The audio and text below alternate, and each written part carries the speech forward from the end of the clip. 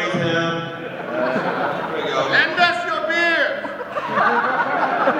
If you're tired, you're hungry, you're stupid. Give us your pies, your nuts, your cakes, your Give us your children, Chuck. What? your holy sisters yearning to be free. It's so good philosophy thing. It is all Socratic. It did. For every question you ask, we will answer with another one. Okay, no, wait. Okay. All right, so welcome to Bulk and Skull Bring Down the Car. We're not certain exactly how we're going to bring down the car. Without getting sued. Again. This ultimate damn metric never works! Hey, tell me the definition of slander. Well, one definition of slander being when some son of a bitch says something about you that's really true, but you want to deny it, so you call them a liar. They have slandered you. You have hurt me by calling me what I really am. Okay, now wait a minute, I think you're jumping a step there. Okay. You're alleging that somebody is a dirty, rotten scoundrel. Is that a pun that I am jumping a step and I am on a ledge? No, I jumped a step. All right, now you're not alleging anymore. Now you're just stating it as a fact. True. Which that is libel. That is libel. Right. That is libel. Now what's slander? Slander is when you tell lies about someone in an attempt to defame their characters so that they will be impugned in perpetuity. You mean like making fun of Austin St. John? No, that is not slander to make fun of Austin St. John because he so made fun of Bull. You mean that is the truth? Is that parody? It is not parody, it is the gospel truth. So what is slander then? So slander would be me saying, look, Austin St. John destroyed one of our panel rooms by throwing a pie against it. That happened. That's exactly what happened. How many of you saw Austin St. John throw a pie against the wall and almost completely destroy Morphicon? You saw this. Yes. That would be slander. Okay. All right, come here. I'm going to dress you up. We're going to play doctor. Okay. Well, you heard you got that very special piece of paper in the mail, right? Publishers Clearinghouse, congratulations, you are a PhD of literature. Oh my God, it's sort of like the Universal Life Church, but for doctors. You're like, I want to be a doctor. You're now a doctor of proctology. Oh, hold on. So I just pulled that one out of my... All right, now you're a doctor. Okay, I'm a doctor. Here you go.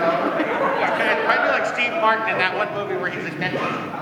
You'll be the There you go. Okay, you look a little biblical right now, bud. Here we go. Okay, look, you're a really crappy, like, Frank Sinatra Jesus. Hey, that's slanderous. Who needs some surgery? You go up on the stage. Oh, watch out, don't choke yourself out there, doctor. Now you sit here, doctor. Oh, yeah. Doctor. Now we need a volunteer from the audience. Somebody who's got a lot of baggage. A real damaged soul. Bruce, come on up here. I know this guy. He and I were in the orphanage together. He was actually the archetypical bulk character research. Coming up here, Bruce. Give Bruce a round of applause. Come on, Bruce. All the way up. Go up the steps, Bruce. Watch out for that Egyptian game show where they just leave suitcases on the side of the road and then watch people's reactions. That exists. That's real. Okay, now, I'm sorry, your legs go over here. Right, there you go. Correct. There you go. Now, I'd like to welcome you to the psychiatry office of Dr. Jason Harvey. Jason, you may commence the therapy session. So, Bruce, why does you feel that your mother hates you? She told me I look too much like my dad. Do you consider this to be slanderous because he is not your real father? I do kind of look like him.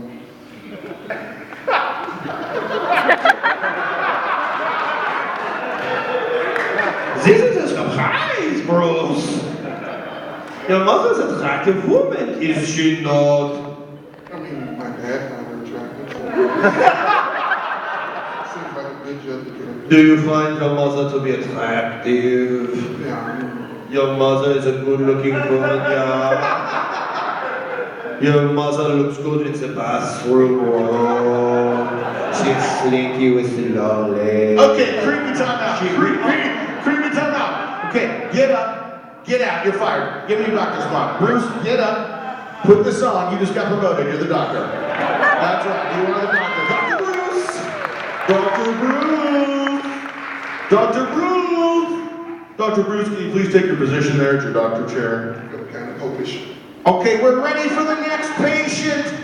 Mr. Self-Loathing Smith. Thank you. Doctor, I hate myself. Why? I fall in love with people's moms. My old psychiatrist is kind of like, There was a dude. I swear to God, his mom was so good looking. He looked just like me. He was tall and black. Sometimes I think I'm delusional, though. I'm starting to see some signs of that. Okay, here's the thing.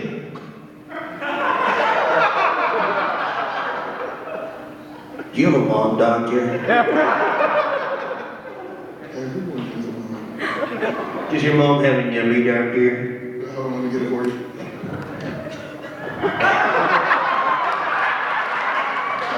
Okay, doctor, I appreciate that very much. This is not working. Paulie! Oh boy, here we go. Chair! Okay. All right. I'm going. We're going.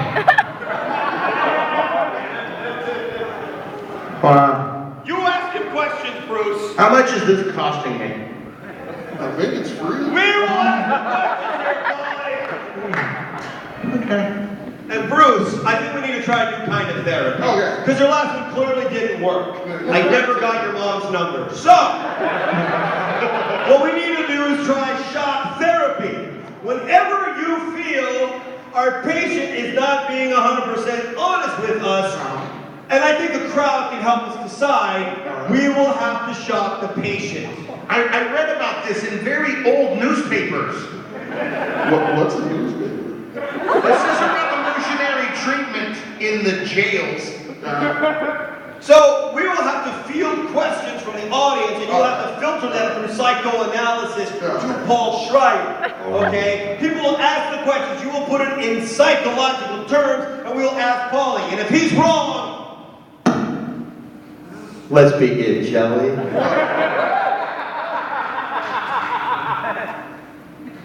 Do we have a question for Mr. Schreiber? Inside, doctor. No, okay. The tiny one.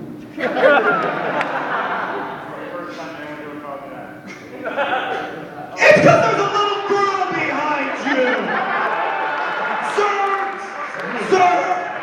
do you have a problem? Do you have like low self-esteem? Do you see yourself in a way that you are not? Yes, he does. Thank you very much, sir. Young lady, what is your name? Emma? Emma, her name is Emma. Do you have a question that you want the psychologist to ask our patient? I want the psychiatrist to ask the patient, does he have Pokemon Go?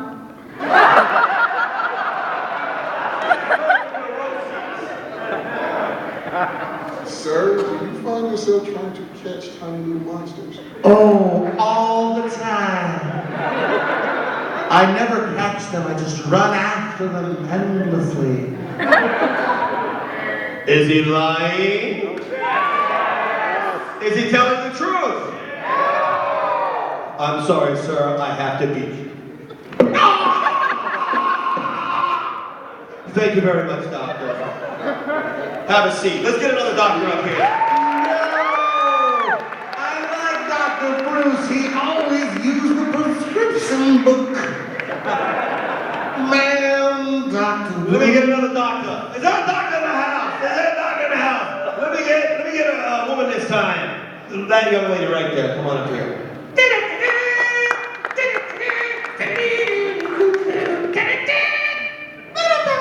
What is her name, Doctor? Jennifer? Jennifer. Give Dr. Jennifer a round of applause. You know, all TV doctors don't have last names. Dr. Bill. Doctor. Oh, man, I feel like a flying coach. So, Doctor, you can start asking Paul Schreiber certain questions, okay. and from there, we will just go off. Okay. Hi, Doctor. Hi. Hi. How are you feeling today? So good.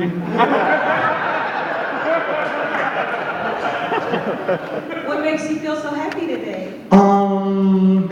Just the proximity to someone who finished their education.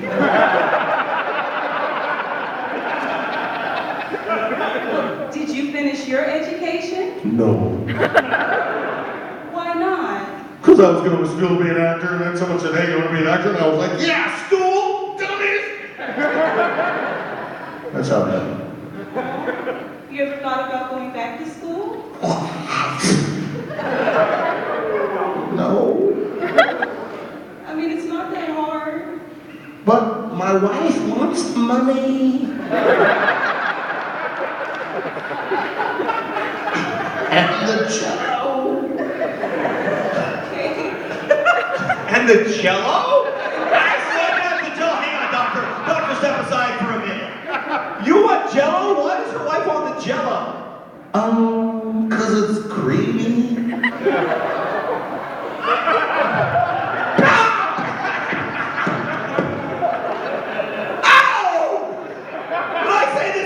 More than you, I'm not lying. Doctor, your receptionist was really violent. I got her off of Craigslist. Thank you, Doctor. Thank you, Doctor. Give her a round of applause. All right, so there was a point to all of this, we promise. And that is that people who like Bulk and Skull generally have some psych issues. So we wanted to intervene to help you get through those issues. They call them coping tools. They call them drugs. Right.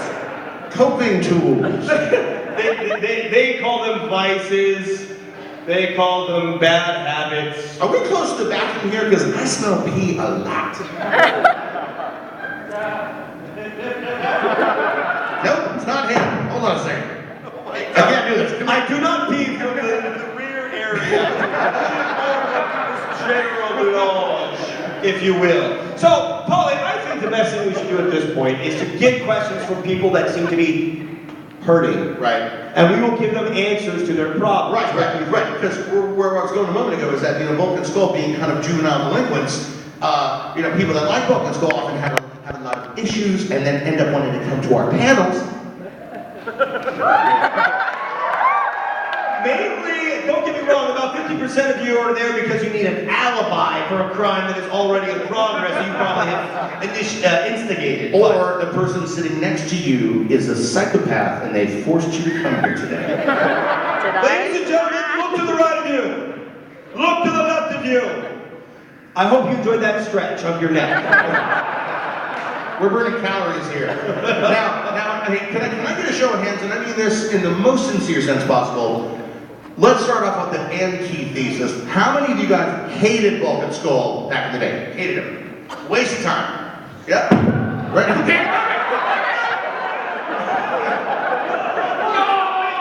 Stands up. Where's the little girl when I need her? She's right here. I'm like, I'm gonna get suddenly this truck pulls out. The truck is actually a man.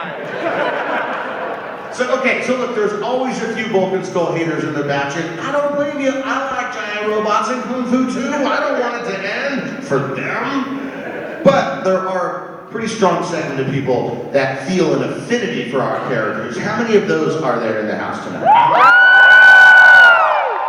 Thank you. And how many of you have been in trouble for starting fires? Told ya. The only person person you're ever going to commit arson with, and I mean this truly, is an unconditional friend. Because you're gonna get busted, and then what? Tell me who your accomplice is. Tell me! That guy right there.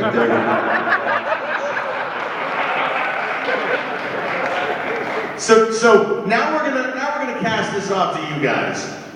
What do you see in yourself that you see in Bulk and Skull that make the characters have some ring of truth for you? Anyone got an answer for that today? Go ahead. How about you in the back right there with a hand up? Yep. No, the guy behind you, then you. Yeah, you, buddy.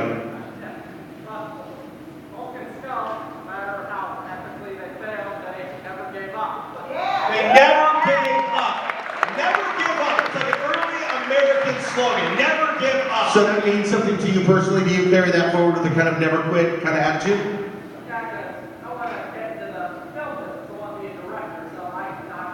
You need to kill that dream, sir. You need to kill it right now. No, hey, can I help you? Scream action right now.